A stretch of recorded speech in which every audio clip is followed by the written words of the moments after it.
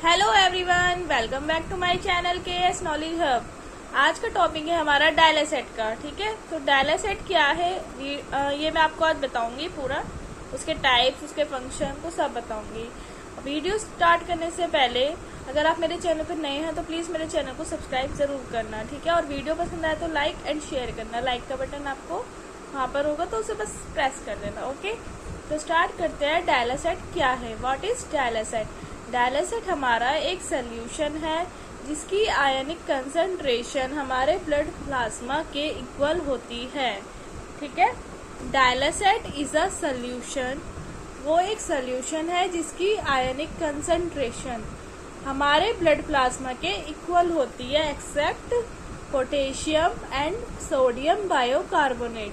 ठीक है, तो उसका डायलासेट क्या है पहले मैंने आपको बता दिया, सोल्यूशन है उसकी आयनिक। आपसे कोई भी पूछता है कि डायलासेट क्या है, व्हाट इज डायलासेट, अगर आप डायलिसिस की स्टडी कर रहे हो तो आप क्या बोलोगे? डायलासेट एक सोल्यूशन है जिसकी आयनिक कंसंट्रेशन हमारे ब्लड प्लाज्मा के इक्वल है except potassium and sodium bicarbonate. ठीक है, इतना आपको बोलना है।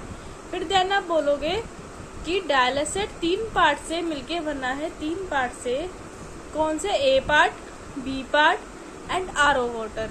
ठीक है, ए पार्ट में हमारे क्या होता है? ऑल इलेक्ट्रोलाइट्स आते हैं। मैंने आपको आरओ वाटर पढ़ाया था तो उसमें मैंने आपको बताया था इलेक्ट्रोलाइट्स के बारे में। ए पार्ट में हमारे ऑल इलेक्ट्रोलाइट्स आते हैं, B part sodium bicarbonate and then RO water. आप सी पार्ट नहीं बोलोगे, आप आरओ वाटर बोलोगे। ठीक है, थर्ड को।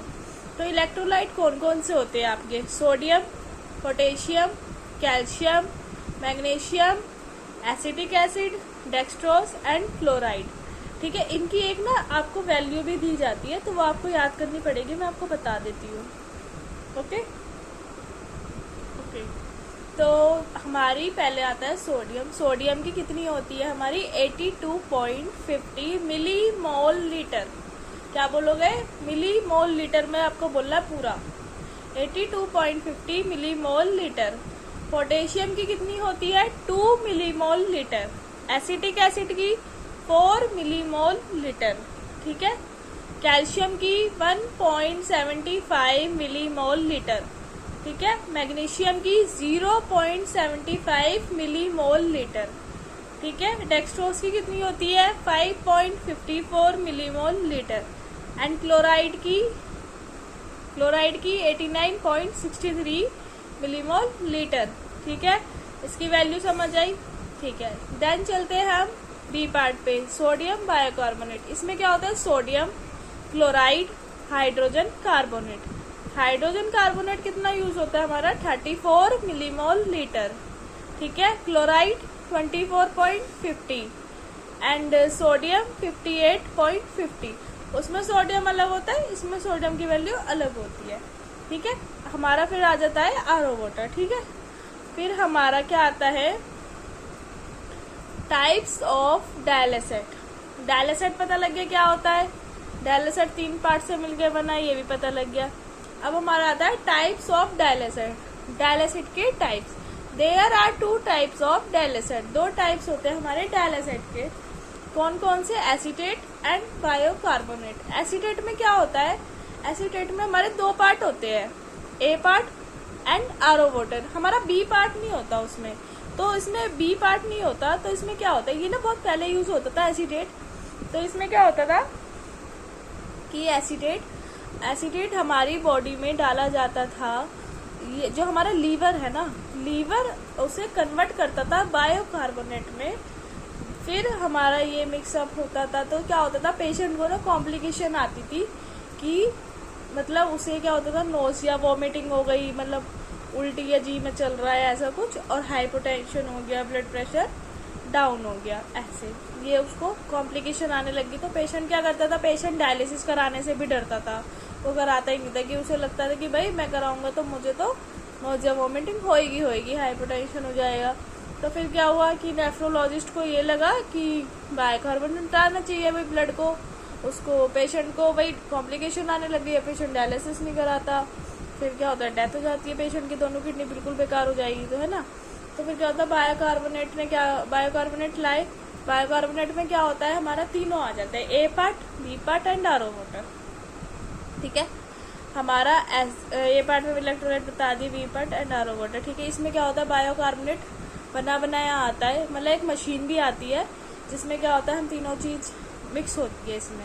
और नहीं तो आपका एक ना बायो बैग आता है, वो ना बायोकार्बोनेट ही होता है, वो एक एडवांस आता है, वो बना बनाया आता है, उसको आप किसी में घोलना नहीं है, किसी में मिलाना नहीं, कोई मिक्स नहीं करना, वो बना बनाया आता है, वहीं लगाया जाता है मशीन में, तो वो आपकी फिर अच्छे से हो जाता है। ठीक है, ये आपको आया टाइप्स ऑफ डायलिसिस, समझ आया, दो type, acetate and bicarbonate. Acetate में 2 पार्ट होते हैं, बायोकार्बोनेट में 3 पार्ट होते हैं। ठीक है, इससे आप बायोकार्बोनेट आ गया है तो क्या होता है, पेशेंट को कोई कॉम्प्लिकेशन नहीं होती, वो इजिली अपनी डायलिसिस करा लेता है, ये होता है। ठीक है, अब आता है हमारा फंक्शन ऑफ डायलिसिस।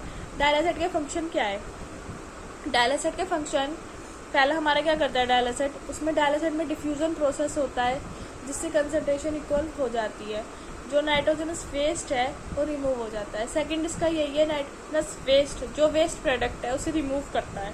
ठीक है, थर्ड इसका क्या है, एसिड बेस बैलेंस करता है। फोर्थ है इसका इलेक्ट्रोलाइट बैलेंस करता है। ठीक है, पीएच को मेंटेन करता है, ये सब। ठीक है, ए पार्ट में हमारा एक एसिटिक एसिड डाला जाता है जिससे बैक्टीरियल ग्रोथ ना हो। ठीक है, और एसिडिक एसिड एक ये भी काम करता है, ए पार्ट और बी पार्ट अगर मिल जाएंगे तो क्या बन जाएगा हमारा कैल्शियम कार्बोनेट। ठीक है, जिसे हम, वो जो बनता है ना उसे आम भाषा में क्या बोलेंगे, चूना।